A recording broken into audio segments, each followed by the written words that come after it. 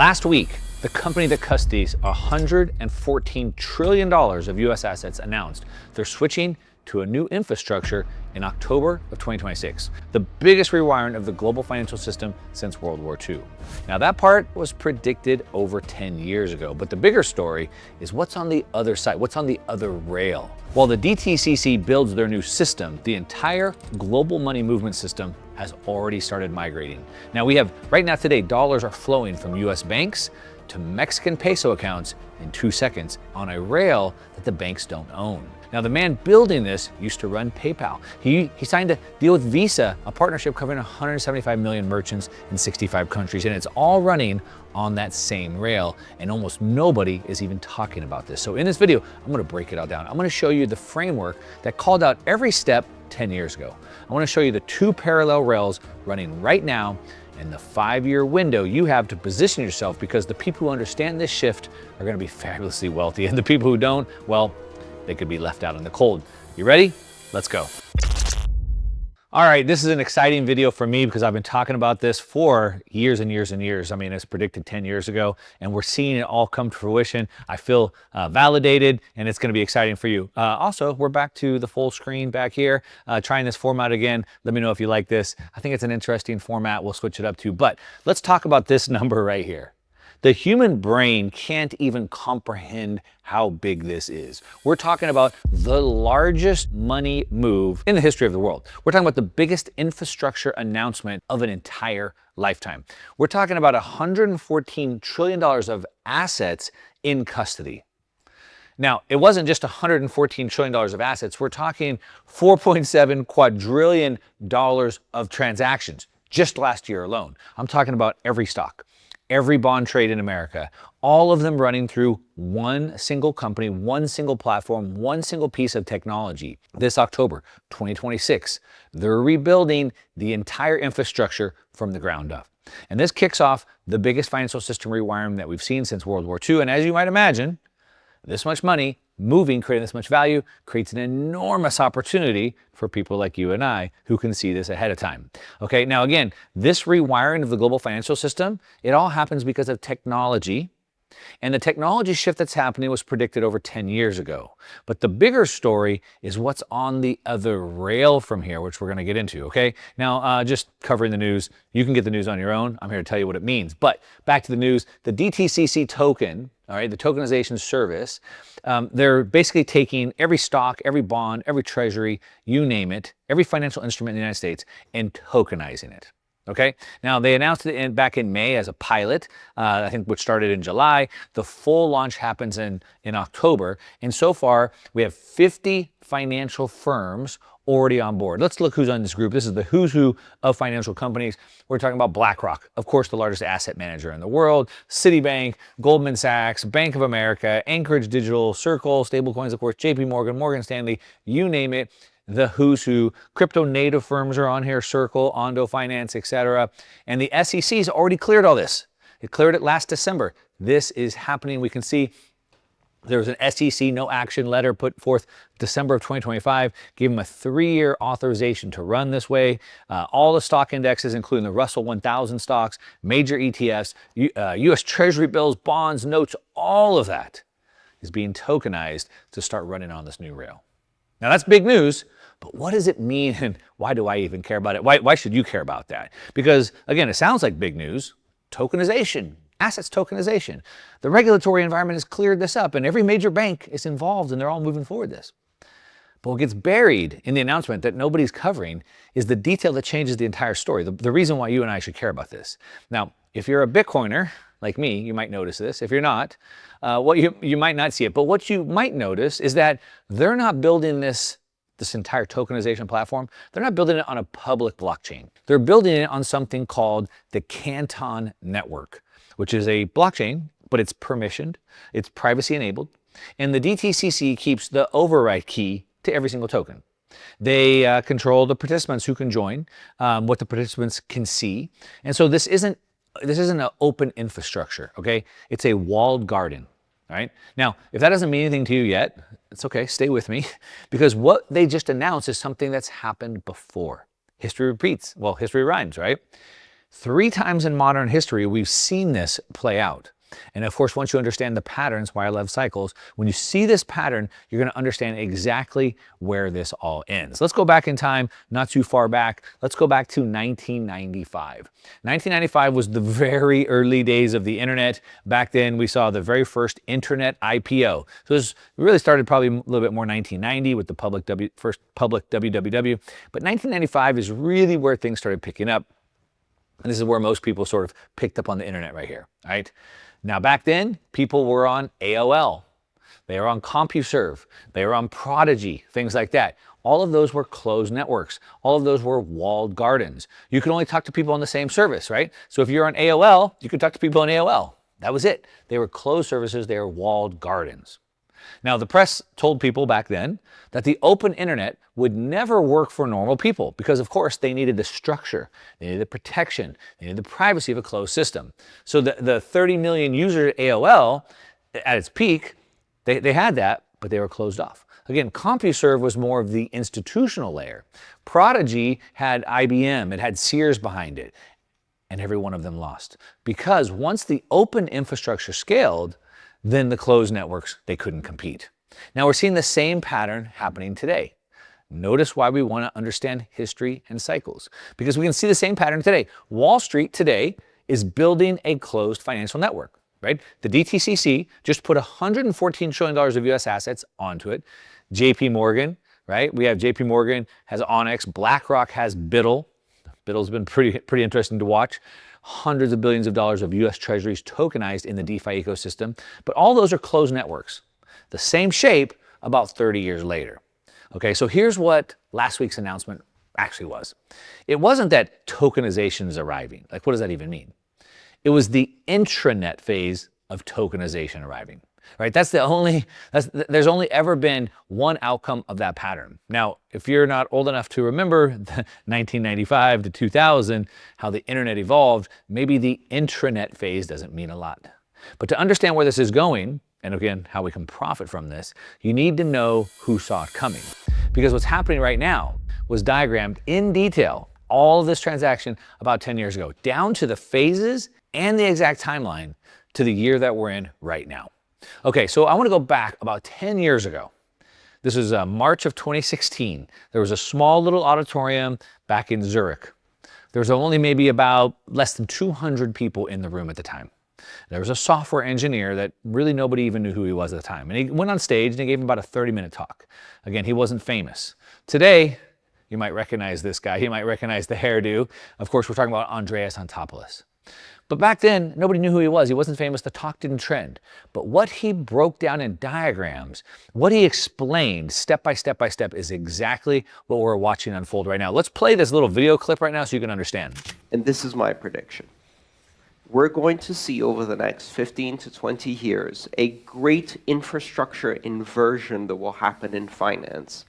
And what will happen is the banks will resist. Then the banks will adopt. Then the banks will run their systems alongside blockchain and Bitcoin systems. And finally, they will run all of traditional banking as an application on top of a decentralized trusted ledger. All right, did you catch that? I mean, here's what he said. He told us exactly this infrastructure inversion. First, they fight against the infrastructure. Then they use the infrastructure. And he told us exactly that the banks would resist it. And then he said the banks would adopt it. Then he said the banks would run their systems alongside the blockchain. And then he said, finally, the banks would run all the traditional banking on top of an open, decentralized ledger. Now, he gave it about 15 to 20 years. That's the timeline that he gave us. And he broke it down into phases. So phase one was the resist. First, they fight you. They resist. Banks call it a fraud. JP Morgan, Goldman Sachs, central banks all dismissed Bitcoin. Jamie Dimon said that if anybody, even in his banks, even traded it or bought it, he'd fire them.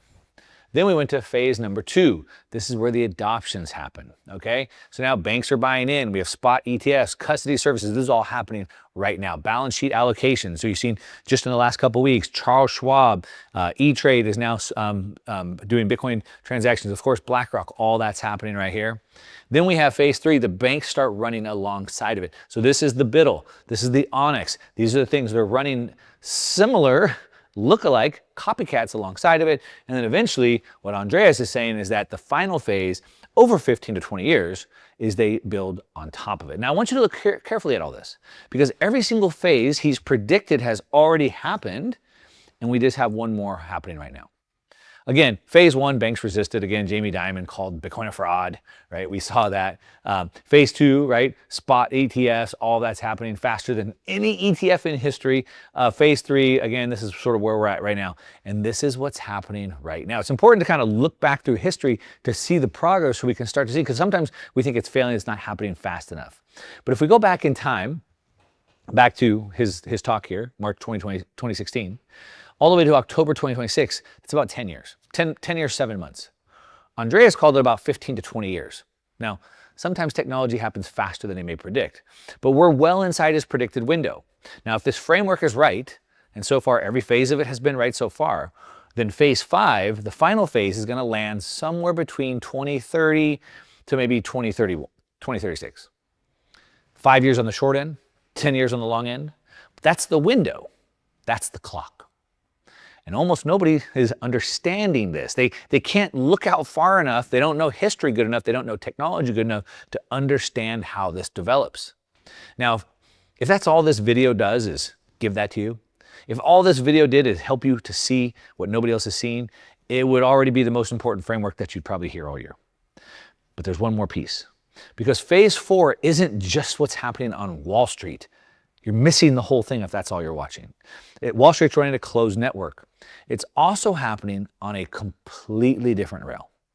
I'm talking about one that's already running real money. I'm talking about banking rails. This one's way bigger. Now, nobody's talking about this. For some reason, it's probably because they don't understand the history and technology adoption cycles and all this. But the inversion that Andreas predicted, it's not happening on one single rail. When I talk about rail, I'm talking about the technology, the payment rail. It's not happening on that one. It's happening on 2 rails right now at the same time, and they're doing it right now. Okay, so rail 1, one payment rail, one technology rail, is what I just covered, right? The DTCC, they're building on that, Canton, et cetera. That's a closed network. Wall Street has their walled garden.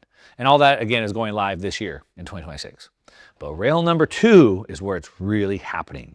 And rail number 2 is also already running. Just most people aren't talking about it. And it's moving real dollars. It's moving between real banks right now today. Of course, Wall Street's talking about their pilot, but this open rail is already in production. What am I talking about? Okay, so here we have today, right now, a bank, SoFi. It's a regulated US bank. And they're sending dollars, SoFi Bank is sending dollars, US dollars, from US checking accounts over to Mexican bank accounts delivering pesos. I'm talking about a bank sending US dollars, a US checking account, sending dollars to a peso bank account in Mexico in seconds. I'm not talking about wire transfers that take days or weeks to go through. I'm talking about sending fiat in seconds. The dollars convert to Bitcoin. So they go from the US dollar to Bitcoin. They route through the Bitcoin network, and then they convert back to pesos on the other side. They're using a rail, a new technology, to send dollars, to send fiat, to send any currency they want across the Bitcoin Lightning Network, but deliver the local currency that they want on the other side. Now, this could happen at Sunday at 1 a.m. when the banks are closed. Holidays, it doesn't matter. The Bitcoin network is, of course, open 24/7. Now, SoFi is the first US bank to do this, but of course, there's going to be more. So who's building on this rail? It's not who you'd expect. We're talking about David Marcus. It's important to understand who David Marcus is and what his background is. Of course, former president of PayPal, part of the PayPal mafia, trying to originally reinvent payments. This guy then went to go work at Facebook, now Meta, and he started a payment program called Libra, if you remember that. It was a global currency project, and the regulators crushed it. You might remember seeing him have to go before Congress and testify. But now he runs Lightspark. So he spent the last 4 years building the open rail, one layer at a time. And look at this progress right here.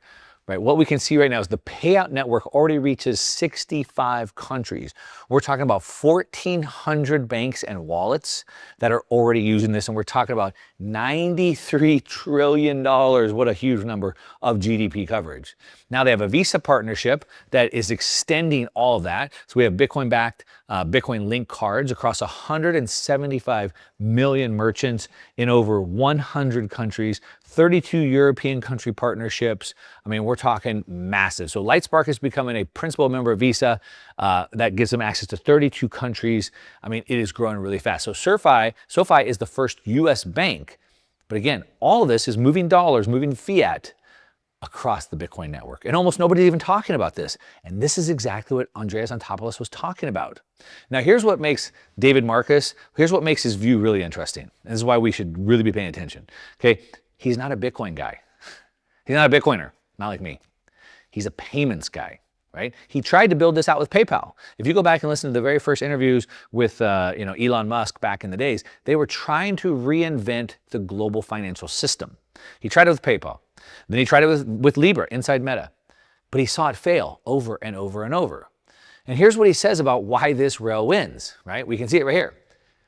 Bitcoin is the only network that's neutral and open, the only one. That's a former PayPal president, right? That's the guy who ran Libra inside Facebook. It's not a Bitcoin maximalist, right? He's just understanding it's the only way to make it work. So we have two rails. One is closed, one is open. Wall Street just picked the closed one, but Marcus and the rest of global finance are currently right now migrating to the open one. Now, again, we've seen this pattern before. Let me take you back again. AOL, as I said, 30 million users at its peak. It got acquired, it sold off. CompuServe, they had over 3 million users at its peak, got shut down. Again, Prodigy, IBM, all of that. 209,000 users left. Every single one of them lost. Why? Because closed private networks cannot compete with open networks. The pattern doesn't break. Closed networks will always lose to open networks every single time. So if you're following along, you're probably thinking, okay, I get it. There's an inversion. I understand that. There's a clock, 5 years. But how do I do something with this? Well, that's the right question. Knowing the inversion is happening is one thing. Knowing how to position around a 5-year window that affects every layer of your balance sheet is something completely different. Now, right now, you're about 10 years into Andreas's window from 2016 to 2026. We're about 10 years in. By October, when DTCC goes live, we've hit the 10 years and 7 months. So phase 4 of the 5 phases is visible. Both rails are up and running. The endpoint, phase 5, it lands somewhere here between 2031 and 2036. Now, this could happen much sooner. Technology starts to move faster, and this was just his prediction sort of off the cuff at a small event that he talked about a decade ago. So that entire window, that's our time to position. What do I mean it's our time to position? The way that we profit from moves like this is by having information that most people don't have. When everybody knows it, there's no alpha left anymore. An edge comes from us knowing something. As the great one, Wayne Gretzky always says, I was great because I could skate to where the puck was going to be. Not go to get the puck where it is. I need to get there before the puck gets there. This is where the puck is going. We can see it all laid out right now, right? So that entire window is our position. This is how long we have before the big opportunity is gone, right? The gap. Because once phase 5 closes, the inversion is structural. The asymmetry is gone. So at that point, you're going to be reading about it in textbooks. Everyone's going to know about it. So here's 3 things that you can walk away with from this video right now. 1, the framework. Listen to the framework right here. From here on, every single time you hear a financial news story, every time you read, you can filter it through this inversion phase. Okay? You'll see what's happening before everybody else does because now you have a framework to watch this through. 2, we want to look at the markers. All right? Watch October. On the closed rail, that's happening. Watch Lightspark. Start to open the rail receipts on the other side. The 2 rails don't stay parallel forever. They're going to eventually converge. And then finally, we have 3, which is the window, right? You have somewhere around 5 years to position before phase 5 closes. Now, one more thing.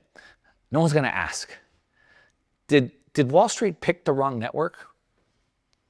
Well, history tells us that the closed rail is probably going to run for a couple years and then it fails. Tokenized treasuries on Canton, they're a real thing. They're going to be there. But the pattern is that AOL eventually moved its users to the open web. CompuServe had to shut down. Prodigy had to shut down. So the closed network always becomes a stepping stone to help the open network eventually win. The DTCC eventually will be an open rail too, because the people running real money, they're already there. Now, if you're watching this video right now and you understand the historical context of what's going on and you can see how the pieces are going together right now, then you can spend the next 5 years making moves that almost nobody else can see or understand. And if you don't, then you'll get to spend the next decade getting to explain to your kids why you missed it. The window's open, the clock is running, and position accordingly. All right, hopefully that makes sense. Let me know what you think in the comments down below. Of course, share this video with somebody who needs to see this so they can get in the right position. And that's what I got. All right, to your success. I'm out.